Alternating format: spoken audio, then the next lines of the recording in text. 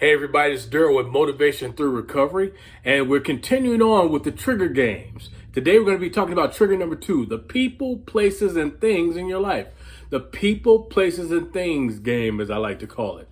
So, people, places, and things, that's one we've all heard about, but we have to be very honest about the people, places, and things in our life. If your desire is to remain substance free, you must make changes to the people, places, and things in your life. It's just a given. So we're going to talk about the people, the places, and the things. Okay? When you're talking about people, places, and things, the number one thing you want to make sure you do is you want to examine those things. You need to realize that you make changes. There are certain people you can't hang around anymore. You can't come out of treatment or be new in your recovery and go back and hang around your old friends and old family who are using and abusing drugs. Okay? The places that you used to go. Okay? That reminds you of the things you used to do when you get high. Maybe you pass by a certain bar on your way home from work. You may have to change directions on where you go and how you get home. Okay? Whatever it is that you need to do to take care of the people, places, and things in your life, you need to do them. There could be certain things that have happened in your life. Maybe it was a funeral of a loved one, or a divorce, or a job loss that may have got you to a drink. And every time you think about that, you feel like using because you have to have something to self-medicate yourself to get over that hard situation. Well, I'm here to tell you that the people, places, and things you need to work very hard on and how you handle it. I love the story about a young man I used to coach a number of years ago. When he was fresh in his recovery, his aunt passed away, and because she passed away, he felt distraught because she played a very vital role in his life. She was like a mom to him. So he wanted to be there, but he knew at the funeral there were going to be people who are going to be wondering about how's he doing and that kind of thing, and try to pull him back into using. And he knew if he went to the house, it would be the same thing, if not worse. So he made a decision. He made a decision he was going to go to the funeral and he was going to go to the after gathering after the funeral. But what he did was something very unique. He called up an aunt and uncle that he had that were going to be there, and he explained his situation. He explained he was doing recovery. He was explaining that he wanted to keep himself right and true and not go back to what was familiar.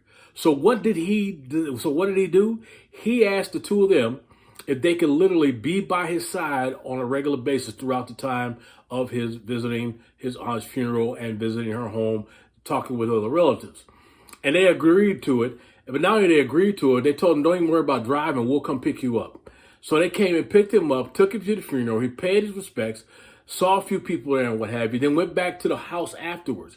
He starts sitting with some cousins and some friends who were actually healthy people who understood where he was coming from, people who understood what he was dealing with, and they wanted to be an encouragement to him and not a discouragement. However, there were also some people there that also wanted his attention, wanted to get him into the basement and get him to start talking and actually start getting high and smoking a blunt and things of that nature. But he had his aunt and uncle by his side. So every time somebody tried to approach him, they were right there. They were right there to remind him. They were right there to encourage him to stay where he was at. And he did it.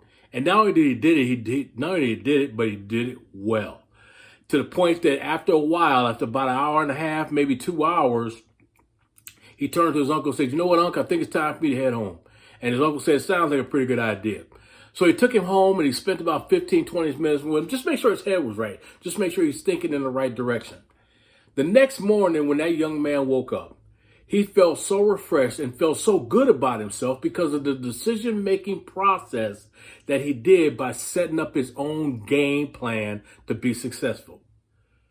When it comes to your recovery, when it comes to the people, places, and things in your life, you have to have a game plan about what you're going to do to make sure you don't fall back in the trap when the old people, the old places, and the old things pop up, because they will pop up.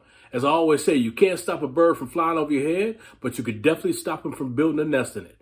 You can do something to combat those situations when they come up. Drop a comment below and tell us, what is it that you do on a regular basis to keep yourself sober, to keep yourself strong, and keep yourself out of the old people, places, and things in your life that keeps you successful? And like I tell everybody on a regular basis, make sure you like, share, subscribe to this channel, and share it with people who can use this information and run with it and be able to make a difference in their own life. I'm Daryl with Motivation Through Recovery. Remember, you are somebody and you do matter.